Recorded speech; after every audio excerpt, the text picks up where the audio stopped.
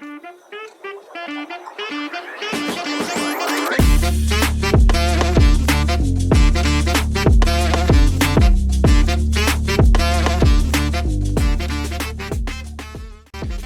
to Move, Elevate, Thrive, a podcast sponsored by the Pilates Center of Austin. We're here to unveil the superpower you didn't know you have. Welcome to episode 2 of the Move, Elevate, Thrive podcast. Today we are discussing... What is the fascia? Yes. We're going to go into... We're really just trying to simplify the fascia. I've met a lot of people who have no idea, haven't heard of it. Some people know, but they don't really know what it is. So we're trying to today we're going to discuss that and simplify it. First, we're going to go over John Barnes' words on what is the fascia. You can find this on his website, myofasciarelease.com. It'll be on the myofascia release page. So I'm going to start reading from there, and we'll hear from John Barnes and his experience. Fascia is a specialized system of the body that has an appearance similar to a spider's web or a sweater. Fascia is very densely woven, covering and impenetrating every muscle, bone, nerve, artery, and vein, as well as all of our internal organs, including the heart, lungs, brain, and spinal cord. The most interesting aspect of the fascial system is that it's not just a system of separate coverings. It is actually one continuous structure that exists from head to toe, without interruption. In this way, you can begin to see that each part of the entire body is connected to every other part by the fascia, like the yarn in a sweater. He says, my experience has shown that much of what you and I were taught has been known to be obsolete for close to 70 years. Despite the fact that the information has been known to be outdated, it is still being taught in most medical, dental, and therapeutic schools, leading to the frustration of temporary results and a healthcare system on the verge of bankruptcy and collapse. I hope to share with you the principles that I have developed from my own personal experience with pain and gleaned from patients from around the world over decades. We will explore an exciting new paradigm of the myofascial system that is emerging and the important concepts of, I might butcher this word here, of piezoelectricity, fiber optics, mechanotransduction, fluid dynamics, quantum physics, fractal geometry, complexity and chaos theory, and cellular consciousness. Fascia plays an important role in the support and function of our bodies since it surrounds and attaches to all structures. In the normal, healthy state, the fascia is relaxed and wavy in configuration. It has the ability to stretch and move without restriction. When you or someone you know experiences physical trauma, emotional trauma, scarring, or inflammation, the fascia loses its pliability. It becomes tight, restricted, and a source of tension to the rest of the body. Trauma such as a fall, car accident, surgery, or just poor posture, repetitive stress has these cumulative effects on the body. The changes trauma causes in the fascial system influences comfort and function of our body. Fascial restrictions can exert excessive pressure, causing all kinds of symptoms, producing pain, headaches, or restriction of motion. Fascial restrictions affect our flexibility and stability and are a determining factor in our ability to withstand stress and perform daily activities. So if you were hearing that, he's basically just talking about if one part of the fascia is affected, it most likely will affect another part of the body because we're all connected. The fascia is supposed to be pliable, right? It's supposed to be able to move. It's a mesh, right? And so if it's restricted, that mesh will get tight and then can cause to a broken bone, can cause to dislocations, can cause a myriad of other problems. But let me mention, I want you to think about that for a second, because oftentimes we think broken bone leads to scar tissue, but we're saying when you have fascia that's tight or restricted, can lead to a broken bone. You know, we often tend, and not just in treating our bodies, but in the rest of the American society, we always don't treat a thing until there's a problem. If we treated something before we got to it, we would be healing that much quicker. But I don't want to get too off track. But the great thing that I love about his view and how he's helping us to understand it is that it's an embodied network, and it's very simple to interact with. And from our studies with him, He shows us very simple ways to, like, you know, I can treat my own fascia just by simple touch and just applying pressure to very minimal, and then adding it when the fascia tells me. And we'll talk more about that in a minute. It's very easy to interact with. The fascia is designed to take care of our body. So if we're listening to it and we're listening to, okay, what does that mean to listen to it? Well, you might have a pain. You might have maybe something feels good. Like you scratch your mosquito bite, some of that feels good. All of that is how your fascia, your body lets you know how to care for yourself. And so these constant nerves that run through the fascial system, the our circulatory system, even our lymph system, all of that is affected by the fascia, and vice versa. Yeah. And so by paying attention to what your body's saying, maybe a little swelling on one foot than the other foot. Maybe you have a right hand. How much? This is an easy one. Right hand dominant, left hand doesn't do much. That's a huge one, because what fascia does in that regard is, excuse me, it shows you how using one part of your body is going to become that much more connected, ingrained, have resource, have ability. Where the other side, while you can use it, it doesn't have that same confidence and feedback loop that you can develop that the right one does. It's very fascinating, very fascinating. So I don't want to get too off track, but we know the fascial system plays a huge part, like you said, not just as a covering, but as a communication system. The communication network throughout the whole body from head to toe, and that's why he's talking about feedback loop, and well, that also goes into compensation patterns, because then the fascia will try to tighten in other areas to try to free up another area. But also the fascia is very, very strong too. One of the analogies I love to use is just like if there's a drunk driver and a sober driver, and they wreck. Usually the drunk driver survives. Why is that? Well, we're like, well, we know it's like, well, because he's more relaxed, right? But because the sober person stiffened up, their tissue stiffened up, the fascia tightened up, and so the fascia, once it's no longer pliable, can cause broken bones. And obviously the external injury, blunt force trauma, but the fascia plays a huge role in that.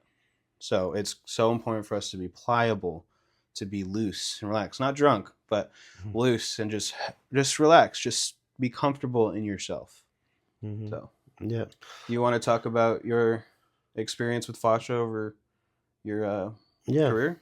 Yeah. So I was introduced to fascia, again, working with my longtime mentor there at the Pilates Center of Austin, the previous owners, Wendy LeBlanc Arbuckle. And when I first started working there, I had no idea what she was talking about, because so Pilates is what we do, and it's a fantastic form of movement. Develops your core, posture, all the things that we miss in our daily lives. It helps to put those things in. And I came in pretty much thinking I knew what I knew. I was good. I was ready. I was ready to take on my career. And, I was fine, right? But then coming into the studio, Wendy had another whole language, another verbiage, another way of speaking about movement, that when I heard, I was like, it just sounded strange. What do you mean foot to head? What do you mean hand to shoulder blade? What is it? What are you talking about when you think of the movement of the lift of the inner ear? Like, no, before I think, okay, well, just, reach to your feet. That's okay. That's energy. So energy, or engage your core, those I speak from that more tightened way of cueing, which wasn't bad. It's not bad. I think it has value. It actually has value. But the way she spoke about movement was more from what she says is more of a biointelligent way of thinking. Because if our body is constantly communicating, which it is, as we're studying with this fascial relationships, then when you cue somebody how to say just simple thing like walking, you don't have to tell yourself to walk, you just start walking. Now, when you're a baby, you start learning how to crawl. You start learning how to, Even roll left, right on your back and then crawl and then walk. That's a learned experience. And once it is learned, it's just, you just do. And so what she taught me was, you know, teaching people how to be in their bodies in a way that's more in relationship with their body. So, say for example, then you can try this at home. If you just put your hand in front of you and you're looking at a finger and you just follow that finger around the room, and your body will go to a certain point, because that's the restriction I have. Like right here, I feel a restriction in my body. But if I come back and I go the other way, now I'm going to find a restriction on the other side. But then I come back and I go the other way again. And because I'm starting to move my body and I'm following my eye sense of following this finger, see there, I'm already going further. My body is allowing my whole torso to shift, and now I can see further. So if I came back and go this way a little further, which I will, because my body's now, I'm literally creating motion right now. Not that it wasn't there before, but as we just talked about, it was restricted because I'm sitting in the chair. I've been sitting here for about 30 minutes as we're doing this podcast, preparing for it. It's restricted. Now I can go further. It's wild. I mean, the fascia is that responsive. And I think this is very important because a lot of times people say you can't change fascia that quickly, or you have to do things like very deep body work, but that is not John's contention at all. Exactly. Yeah. Right. Like let me just one thing. Mm-hmm. The way he goes into and again going back, this was Wendy's, and Wendy and John have been a big part of my thinking and my teaching. It's the body can be so simplistic in how we teach and move that all we have to do is apply the movement. And once you have those natural forces moving in your body, now it's energy, it's force, it's transduction, it's energy transmission, it's all those things coming together that create for a healthy fascial system. Exactly. And that's why he's talking about like just that soft movement he was doing with himself. You saw how much he was able to turn his head left and right. And that's the key there is a soft touch. All he did was lift his arm and turn his neck. He didn't yank it. We're not trying to crack a neck. We're not trying to, do some sort of crazy adjustment, which just sends a full shock through the nervous system. Like he's saying, you're just reminding the fascia. You're with that gentle touch. You're reminding it to move. You're reminding it, oh, I can. Because, like he said, he's been sitting in the chair, so the body's comfortable. Or not. But it's compensating. So it's causing a restriction, which in this case is probably one or two. There's restrictions everywhere, but it's restriction in the neck. And, but anyway, that's just talking about compensation patterns and how the body reacts. It's very responsive, just like he's saying. But yeah, no, I've had that too. I've heard people are like, I've tried to help them, or try to explain what fascia is, and they're like, really, that doesn't seem deep enough. That doesn't seem like you really got to get in there and like go like a deep tissue massage. But no, we're not violently forcing ourselves in there. We're just a soft reminder. And then we'll get to this eventually, but the collagenous barrier. But it's all a waiting game in continual, gradual applied pressure. And I think this brings us to that article. That's another article that's on the John Barnes website. If you want to pull that up. Mm-hmm. It helps us to look at the fascial. So let's go back to the question: what is fascia? Because I think it's still like this kind of out there. So we know it's not something that you can necessarily I can't necessarily like engage my fascia. Well, let me say it this way: I can feel my bicep, I can feel my quads, I can also feel my fascia, but I don't know if I'm actually feeling my fascia, but you are, because it's right there. Now, what is the fascia doing? How is it doing all this amazing things for us in our body? Well, here's an easy way. This I believe it's a woman. She wrote this article and she uses an analogy, and I'll bring a simple one. Say you have someone who wants to buy a house and you have someone who's selling a house. Okay, In the middle, you're going to have a broker or a realtor or somebody in the middle helping that transaction occur. It could even be the people who are writing the title at the title company. It could even be the person or the company that's creating the mortgage.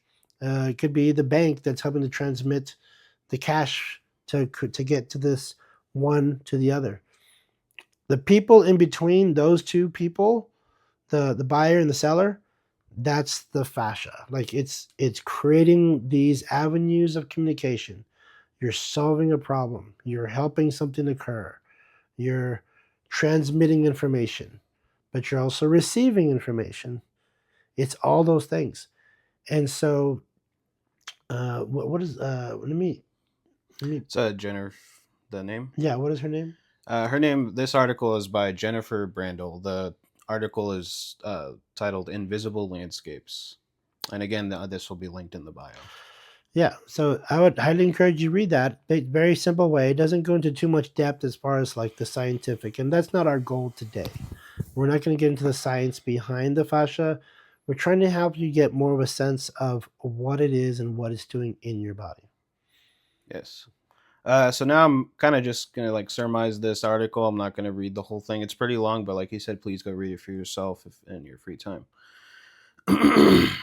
So, normally, until quite recently, if doctors wanted to study human tissue from a living person, they had to remove it first. And this, involves drying, freezing, slicing, and then they put it on a slide. But what happens? The drying, the freezing, and the slicing, what happened to that tissue? It's dead. It's shriveling up. And they fix it on the slide so they could peer at its shriveled, dead form under a microscope to ascertain what was happening at a cellular level. As a result, scientists and doctors were taught in medical school that collagen tissue is essentially a dense wall, or a barrier. But a new endoscope, a microscope that snakes into the body, now enables us to see and study living tissue inside a breathing body with a beating heart, alive tissue. Your tissue is alive. And once this special endoscope shone its light just below the skin into the collagen layer, it revealed something much more like a sponge than a wall, with fluid rushing between a fractal honeycomb network. What do you think about that? I mean, it's like kind of, even just hearing that blows your mind. Like, what is happening in my body right now? Okay, let's look at that. So there's a video that I believe she's referring to is by Jean-Claude Gilberto called "Strolling Under the Skin," and you can look again. We'll link it in the bio below or the below in the chat and wherever in the description. Yeah, thank you. And it's fascinating to see this video, to like just to see how alive it is under the skin, in the muscle, through the organs, around the heart, just as John was saying, around the spine. What you're witnessing is these ways of like water, like I think John said, like a crystal, like crystalline structures. crystalline structures just traveling and communicating. And as we go again, when there's more science to it, of course, we go in later. All that information is happening right there in that moment. It's being creating. It's being destroyed. It's being moved from one end to the other. Here's one way I like to look at it. So I recently had an injury where I was wearing a boot for 3 months. Did I mention it last time? I don't think so. I don't think so. So I had to wear. I actually tore a ligament in my left ankle. Playing soccer, I did this really simple move to my left. I heard a pop. Thought I was fine. Tried to try to walk, and I couldn't because the ligament was there to hold a certain bone in place. I'm sorry. I'm sorry. So the ligament was there to hold another ligament in place, and when it was gone, the ligament started rolling over my ankle every time I walked, and it hurt like a lot. I had to. The short story is I got it checked. They said, doctor said you get surgery, or you can wear this boot for 6 weeks. I chose the boot because I didn't want to do. Actually, I wanted to do surgery because I wanted it fixed. But I said, you know what? Let's avoid surgery. Let's go do the boot. As I started wearing the boot, it helped me keep my foot stable so that ligament wouldn't pop over my ankle. And over time, the thought is the tissue would then fix over it, like create a new bridge to help that ligament stay in place. Right. And I could feel it was getting better. There was one time I was wearing the boot going to work, and I was walking up the stairs, and I overused my ankle, and it popped, and oh, that hurt so bad. But I decided, you know what? Let's just give it 12 weeks. So for 12 weeks, I'm in this boot, and that did some damage to my hips, and I'll mention that later. But what was fascinating was after the 12 weeks, it was stable. I took off the boot. I could walk. My ankle could actually then do the full motion. I showed to show the doctor, and he's like, "You're good. Looks like you're ready to go. Just don't do a lot of hard activity yet. Keep letting it build." So the fascia rebuilt the bridge. Mm-hmm. It was like, what? I mean, again, I had some other things I had to work to do with my sacrum because I was wearing a boot, all that, and that helped. That working through that, but the fact that my ankle is now stable without having to do surgery after having something pop, that's what our fascia does. It supports you. It's there to help you. It's there to protect you.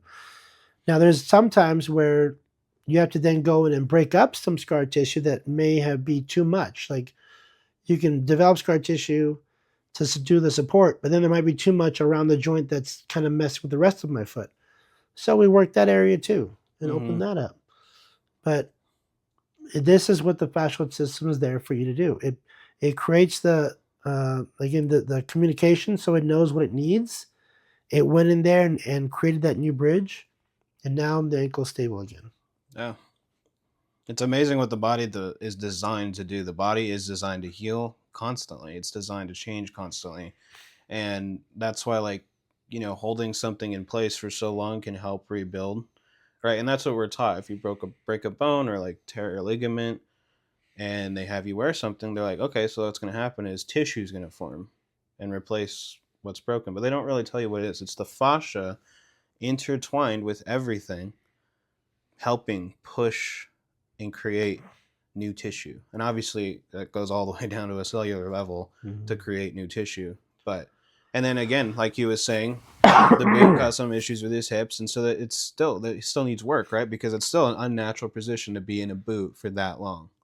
It's not the natural position of the body, right. And so then some extra work might need to be done afterward just to help open up that restriction, like he was saying. So yeah, but yeah, I don't know if you saw this video. I think you sent it to me actually, but it's this guy was talking about working out your fascia in like an exercise kind of format. But the one thing he was mentioning in that video is that, like, yes, muscle connects to the bone, and it like connects them all together.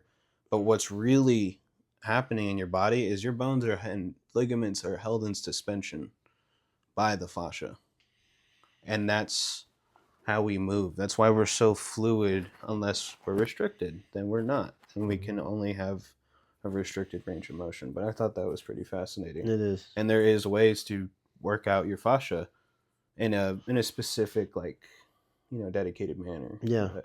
And I think that's what's really great about all the types of like movement and healing processes that people create over the years. I mean, again, there are really good PTs out there. There are good chiros out there. There are good Pilates teachers, but there are also those that are, and I'm just going to say it, that are not so good. And people have been injured by those people, even Pilates. Because we don't, we're still human. We don't always pay attention. Sometimes we're going for the quick fix.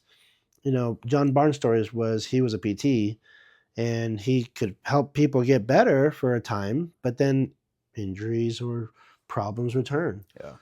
Through his work of myofascial release, he's now is interacting with the fascia in a way that creates permanent change. That's what we're talking about here is permanent healing. Who doesn't want permanent healing?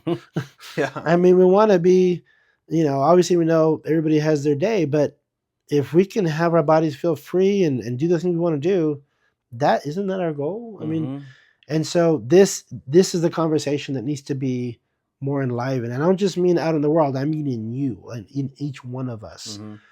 Because when we create that, okay, listen, pay attention. You know what? I ate too much sugar yesterday. I feel stiffer. Ooh, that's a problem. Like, listen. What we intake is going to also feed the fascia or suck out of it.